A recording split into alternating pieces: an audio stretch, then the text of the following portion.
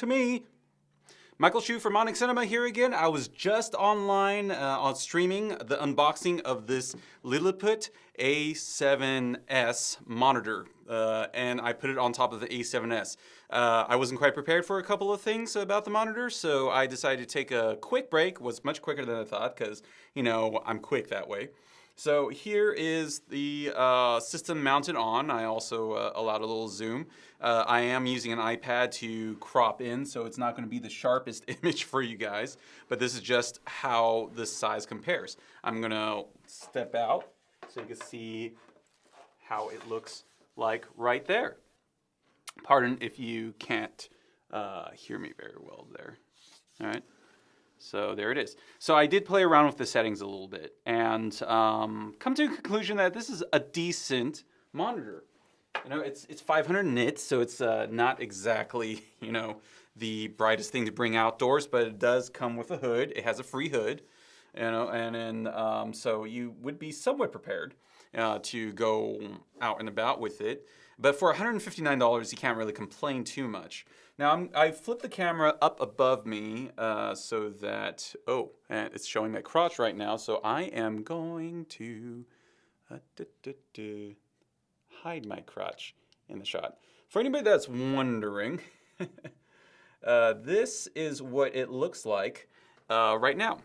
And don't mind the funny little coffee cup there. So I'm using an iPhone with Teradek Live to Air in order to connect everything to this iPad via Ethernet to live switch. So that's pretty cool. And I even have a shotgun mic right here that's connected to an iRig in order to get actually a shotgun mic, a professional XLR signal into the iPad. So 2 minutes have passed. I'm just waiting for some people who are watching my other stream just like a few minutes ago to come back online. But of course they can watch this later, so how about that? Okay, how about that? All right, so I also rectified this the above camera with above iPhone so that we could both look at it. So you can see here that I have actually found the setting for false colors. My above camera isn't exactly aligned, but that is fine. So false colors looks like false colors. It's false colors. You know, and that's totally blown out and stuff. I'm going to go into the menu and then I am going to turn off false color. Because there is another thing here which is peaking. Well, not peaking, sorry. It's overexposure. You can't really see here because this thing itself is overexposing.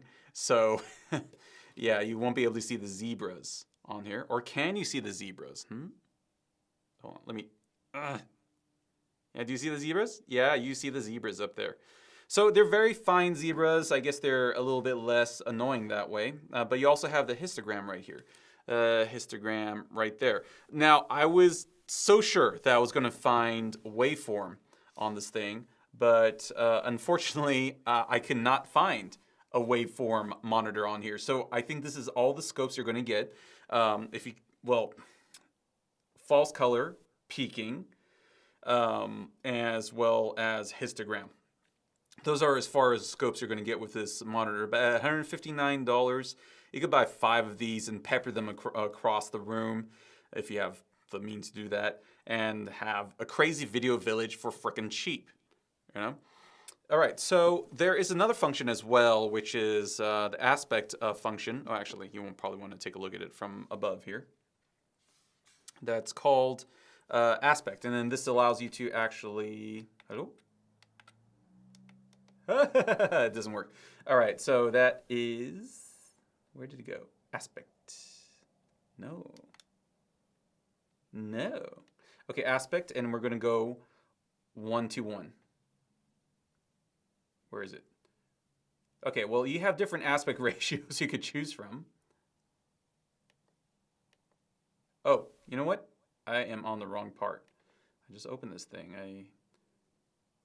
Okay, so here we have zoom to help you focus. And yeah, we're pretty decently zoomed in.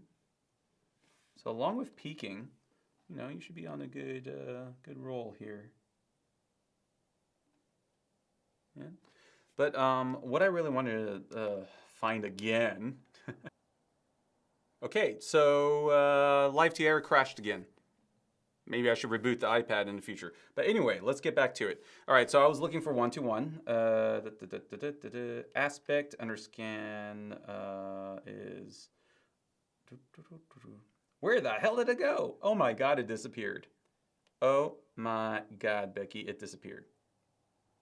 It disappeared.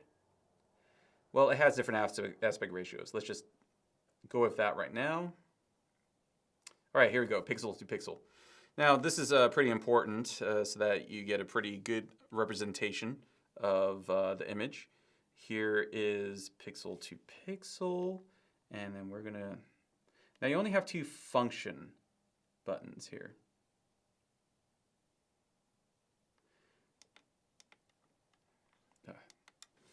So yeah, there isn't a whole lot of difference with pixel to pixel here, meaning that it is probably a 1080p signal coming out. Now this is 4K compatible, so I think all we have to do is unplug this, and then you then have to adjust some settings up in your BizNaz here. I want to force it to 2160, but I guess maybe that is not possible here with this camera. I don't know if it's a firmware update or something that I can do. I want to plug it into the correct hole to avoid any issues. All right. Now it is doing HDMI 3160 by 20, 20, 21. Okay, numbers are escaping my head right now. Okay, now let's play with the 1:1, shall we? Pixel to pixel. Oh my God, it's the same. It's a goddamn same. It's not even a full 1080p on this thing either, I don't think. No, actually it is. Anyway, so how are you guys doing? Okay, who's chatting with me? Back so soon, says Trevor Pinocchi. Why, yes, I'm back so soon. I could read that in a very creepy way. Are you back so soon? Back so soon, Michael Shue? Anyway, I'm continuing to play around with this, so don't mind me. All right, so brightness, contrast. So yeah, one of the things that is a little bit disappointing about this is the fact that there is no actual waveform. Now, also the shortcuts seem to be a little bit limiting. Right now I'm in zoom, and I'm gonna go back into here and then go back to regular aspect. The thing is, however, you could do, okay, you can't really see right here, right now. But let me just talk you through everything going on here right now. So this is picture. You can adjust your picture, brightness, contrast, saturation, tint, sharpness, and color temperature. Right now it's set to 6500 Kelvin. Everything else is in between. The menu automatically goes away. Annoying.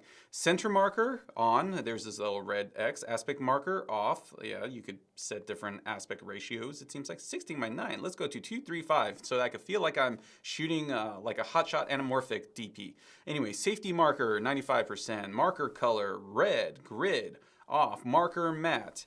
Thickness. I am going to increase the thickness so much you don't even know what hit you. Yeah, okay, apparently only 3 settings, huh? Okay, I'll go with that then. 8.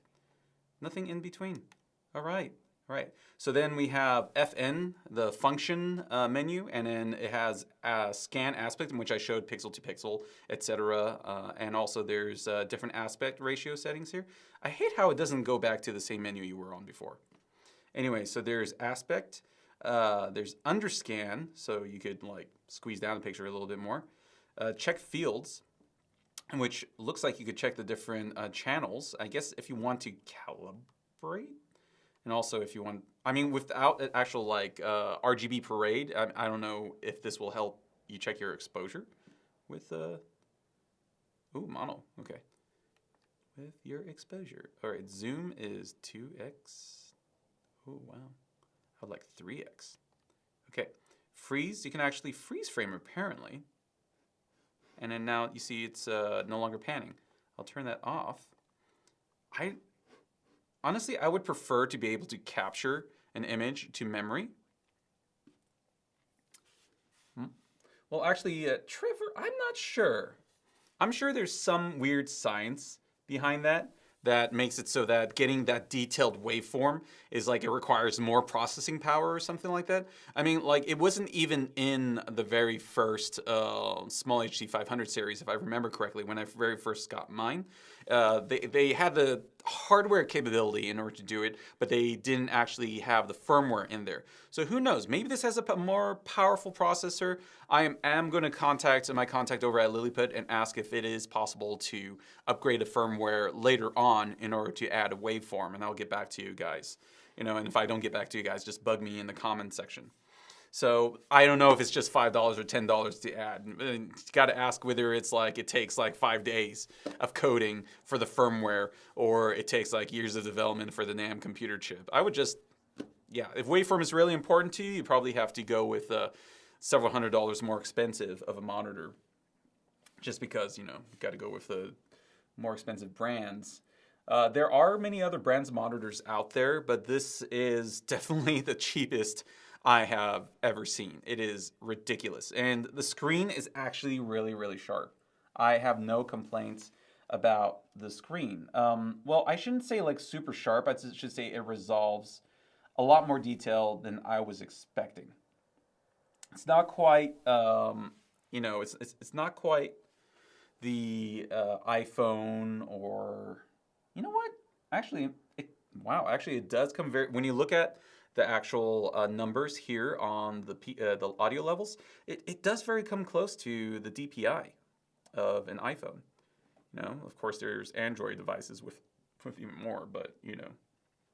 So yeah, all right. So anyway, I am going to last thing before I go is that I do want to see what I could get the 2 function buttons on top to do.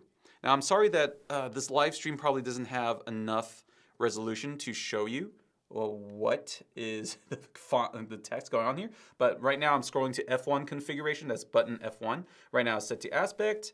There's a DSLR, whatever the hell DSLR is. You could set it to freeze, peaking, false color, exposure, which is the clipping, the zebra, histogram, which is already here, level meter, which is the already over here, center marker, aspect marker, check field. Hell if I know what that is. Underscan, scan. I'm gonna just play with that. But before I do that, and then we're back to aspect. I'm actually curious what scan does, because I don't think I've seen that before. Oh. Oh, okay. It's going through different ways of displaying. All right. Pixel to pixel and aspect look exactly the same. But I guess this is how you could put in a zoom, huh? And I set this to zoom 3x. So, wow, yeah, it's actually very useful that way. I'm actually going to close down my aperture, raise my ISO, close down my aperture, raise my ISO, close down aperture, raise my ISO. Because this is an A7S, damn it, and we could raise the ISO however high we want. All right, the glare is making everything look fuzzy, but yeah, this is very helpful for nailing that focus. All right, so if I then go back to aspect, it does a little flashy thing as it changes. All right, so one thing, I guess not just the function buttons, but I do, oh, come on, not the, is, okay, there we go. Okay, let's find out what DSLR does. I don't know. DSLR breaks it, apparently. It crashes it. Let's restart it. Haha.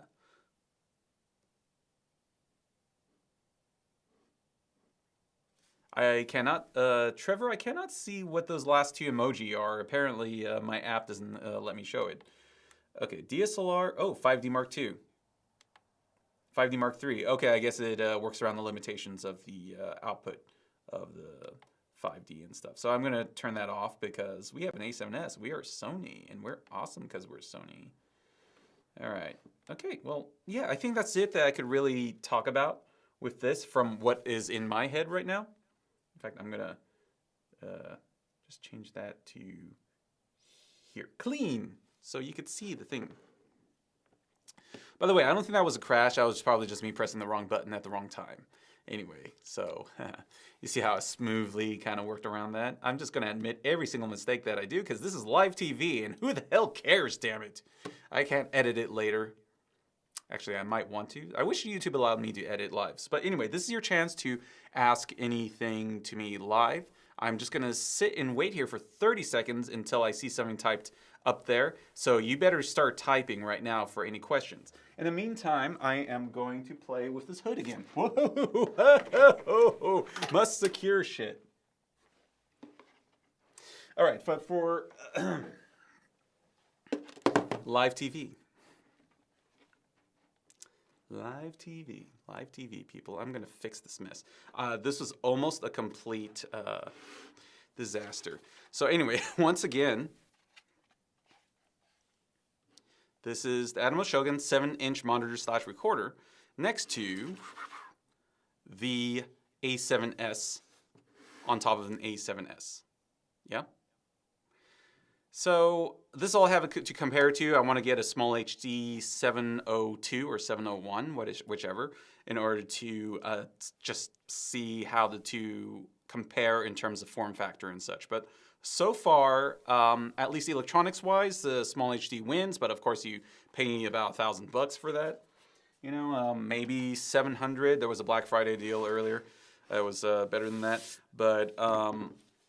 But for $159, I mean, I'm liking what I'm seeing. That's chump change in the world of filmmaking gear, which is kind of sad, but kind of true. So I don't see any other questions here. So I think I'll wrap that up. I will actually go ahead and test this on other cameras if I have the... Oh, okay, so Trevor uses the Zacuto EVF. I'm just looking for decent, cheapest, big monitor, casual use. Well, casual use, this is actually pretty decent, Trevor. I would say that this is your best bet for a casual use monitor because, I mean, if you casually just accidentally trip into a pond with it and then it explodes and somehow your camera magically survives, then you're okay because it's just $159. But in all reality, you'll probably, you know, lose the camera too. I don't even know why I used that example.